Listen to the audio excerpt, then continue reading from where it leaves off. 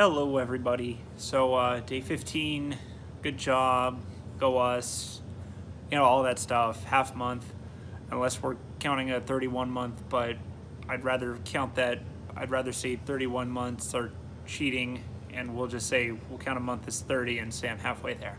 I think that's fair. Anyway, I made you sit through a rather long one last night. That was easily my longest video by far. Just quick. Disclaimer, sorry if I'm a little fidgety. There's mosquitoes all over the place and I see them trying to eat my legs, so I might be like flailing like a maniac right now, but it's self-defense, very important self-defense. But please know that I'm okay from the mosquitoes.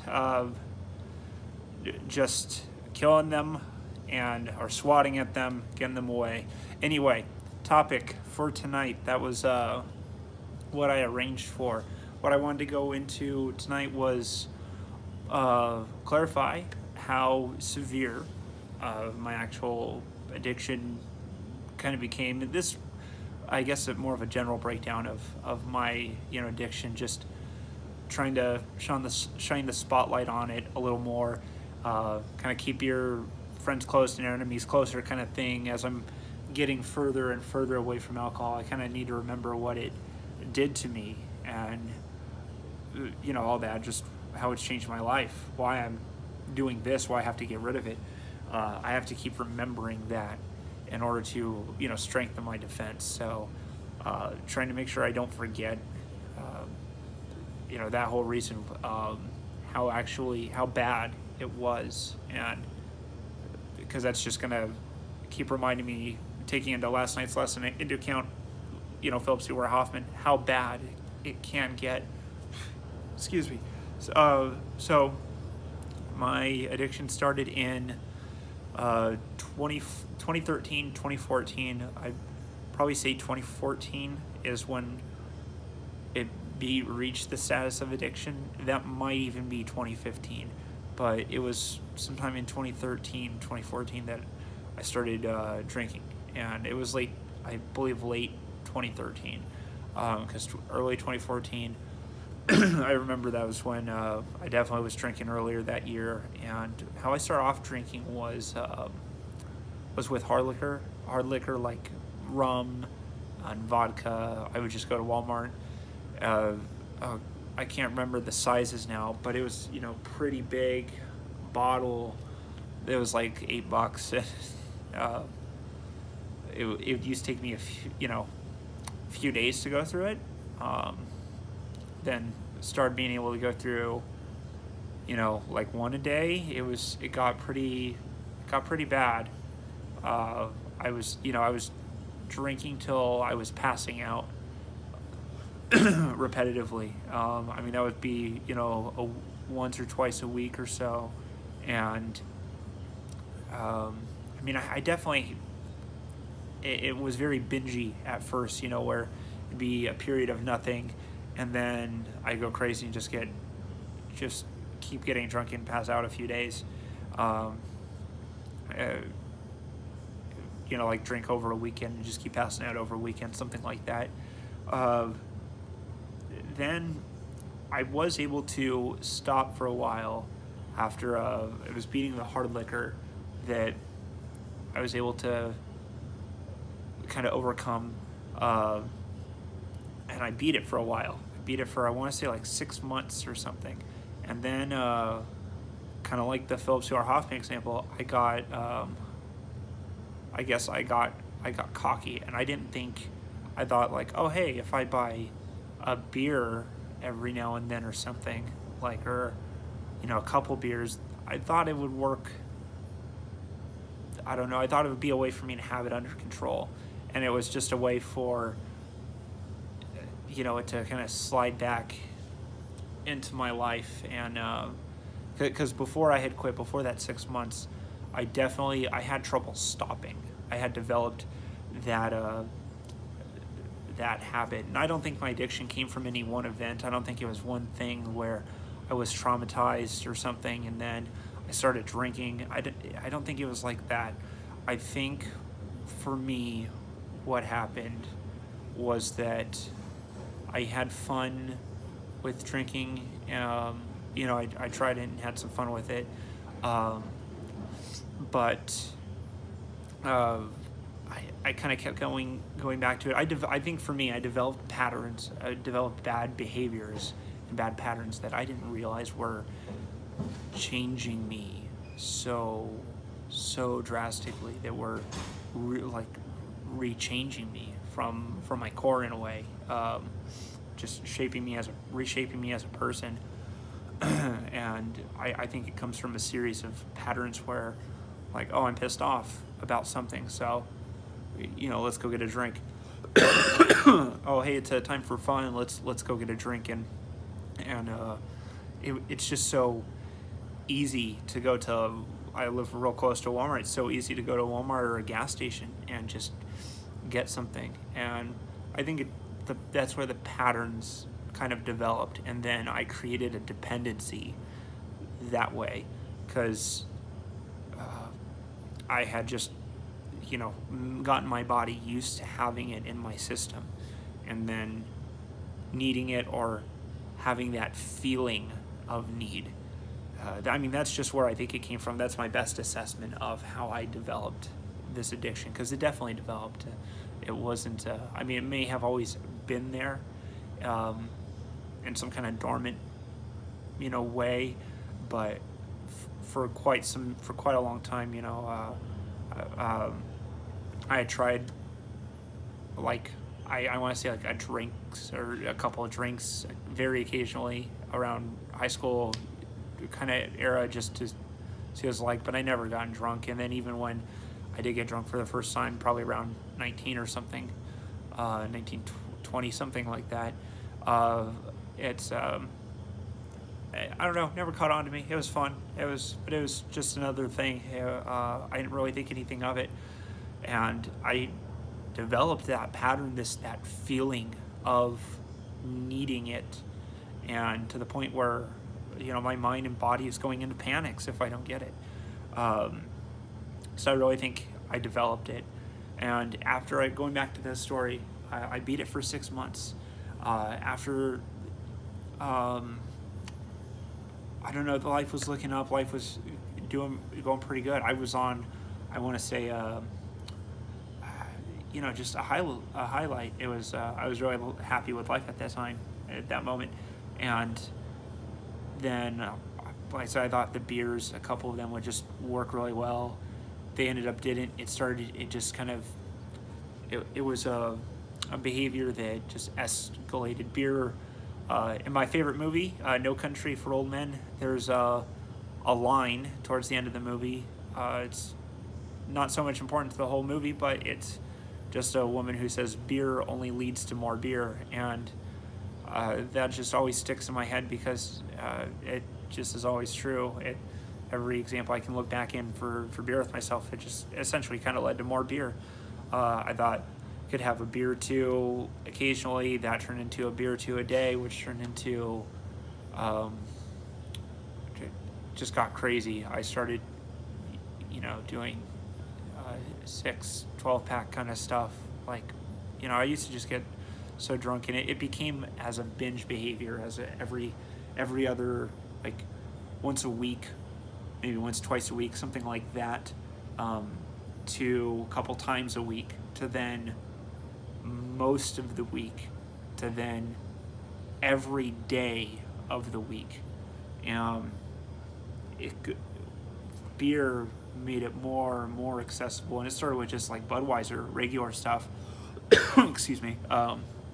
But then I started getting into like these things called reserves, which just have more alcohol volume in them, and then ended up getting into Four Locos, which still to this day, they're the thing I found with the most alcohol volume in them in terms of size and ratio for what you're getting into a beer bottle. Mine were, I can't remember the ounces. What I think it's a 24 ounce bottle. It's like 2 beer bottles, 2 beer cans, not bottles.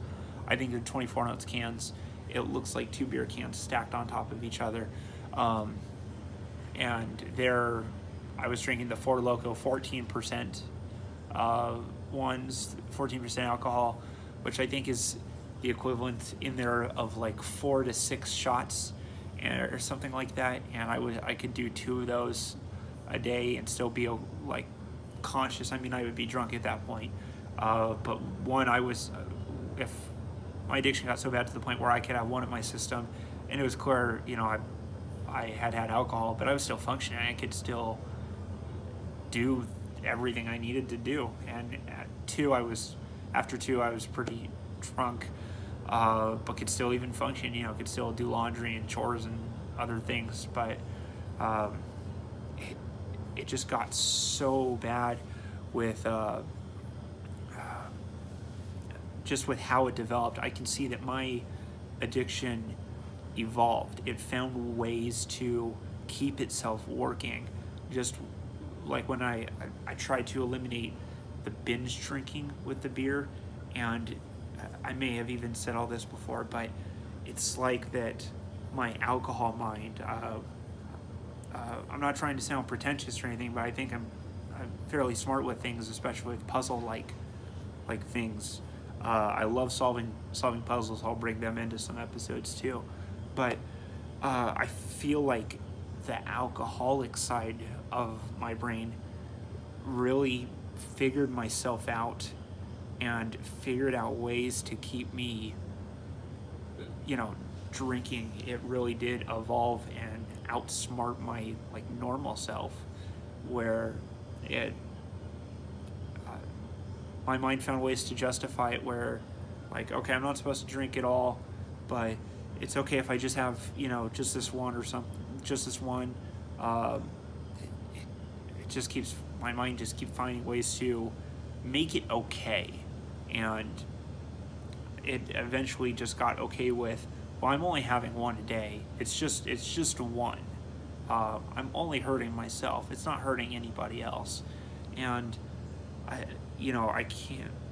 All of that is just not considering the effects that it has on my family, my wife, children, my other family, mom, dad, other friends, people around me. It's really insulting to everybody to go around, I want to say, just phased out, and, drunk, and with how I really feel, it feels so disrespectful and so just mean and rude and unconnected. I can kind of go on, and that's how bad it got. That's what I was doing too. Family meetings or hangouts with friends or whatever. It was like, oh, it's a sad moment. Let's go get a drink. Oh, we have a happy moment coming up. We're gonna hang out with friends, gonna play games, or got time to myself. Let's go get a drink.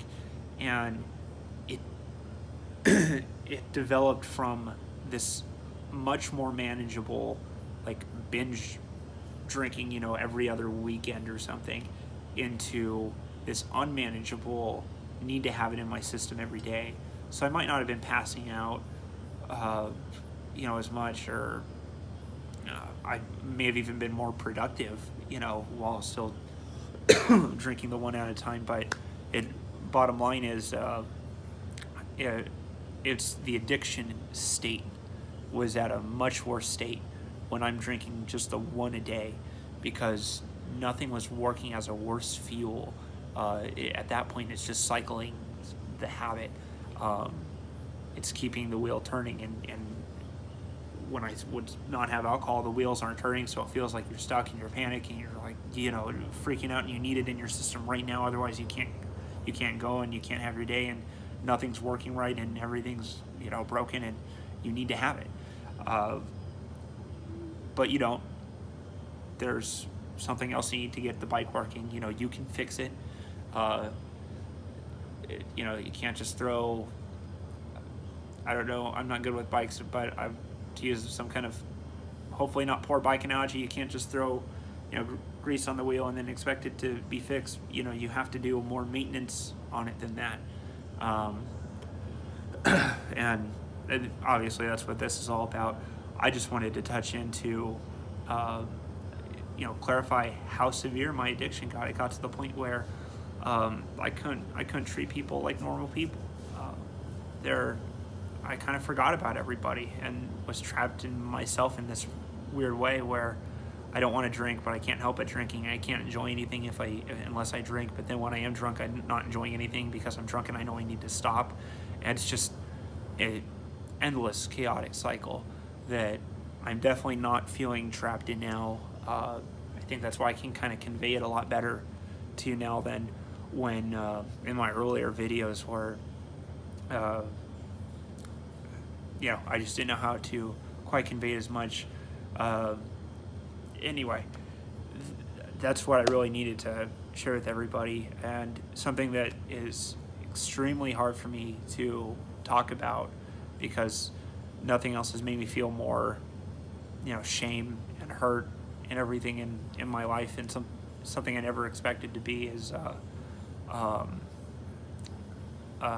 actually had a DUI a few years ago in 2015 from it.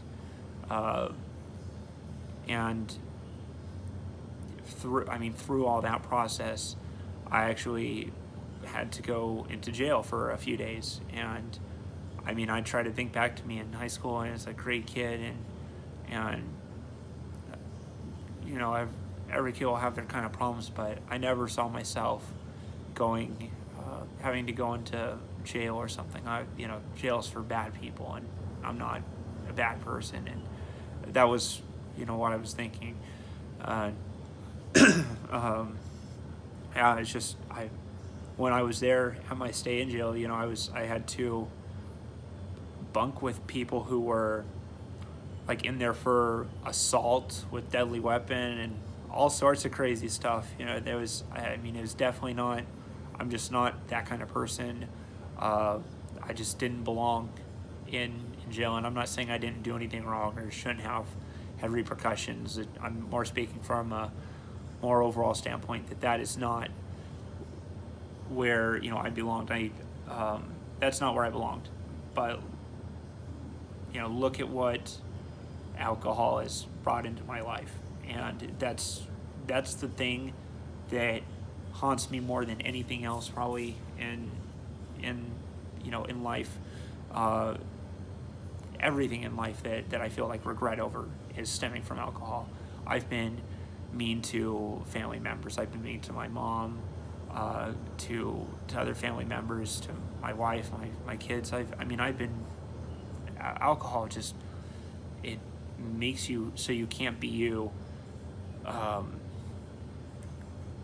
don't want to speak alcohol on a general level. I'm more talking specifically to me, but it doesn't make me, because I can only speak for myself, but it doesn't make me but makes me feel like I need it, and it just ruins everything. It's ruined everything for me, and it's just so severe. I couldn't take it anymore, and I don't want to be mean to people. I want to be people's best friends. I want to help people. I want to work together.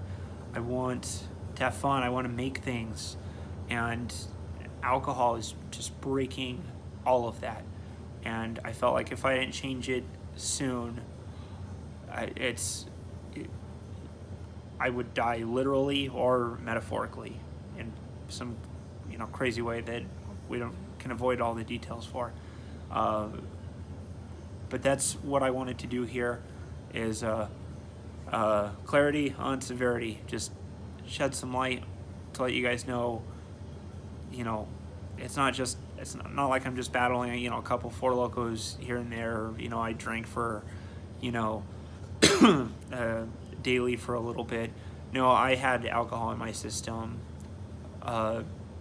daily, semi-daily, at least regularly, routinely. Uh-oh.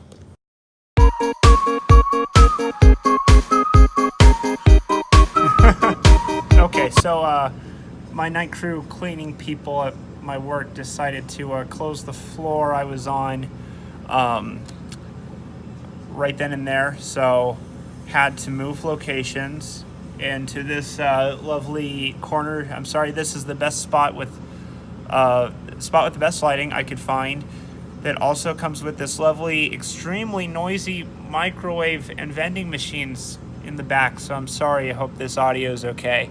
The point being, that's how bad my drinking got, to the point where, it was just a daily, semi-daily routine, and it might not have been as much, but it was just so much more balanced when it was binge drinking every other week or something, rather than drinking once a day.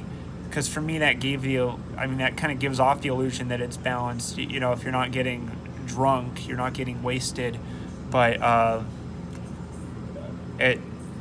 it made me need it more and more, and so I was losing to the addiction more at that point. It was out of my control less, and that's what this is all about ultimately, is control. So that's what I just wanted to touch into tonight. Just break it down further for you guys, let everybody know. Helps me confront it more, stare it in the face, and hey, look at that, I've way broken my promise. Now I've made a video longer than my last longer video that I said I was going to make shorter than my last longer video. So hey, good job. So I'll just end it here. I'm gonna go to gym and do some other stuff too when I get home. Maybe I'll touch base with you guys tonight with another video. If not, I'll check back in day number 16. Booyah. So hey, thanks for listening, everybody. Love you. This project is super cool, and happy with it. Thanks for listening to me talk. Yeah, I'll see you tomorrow. Take care. Bye-bye.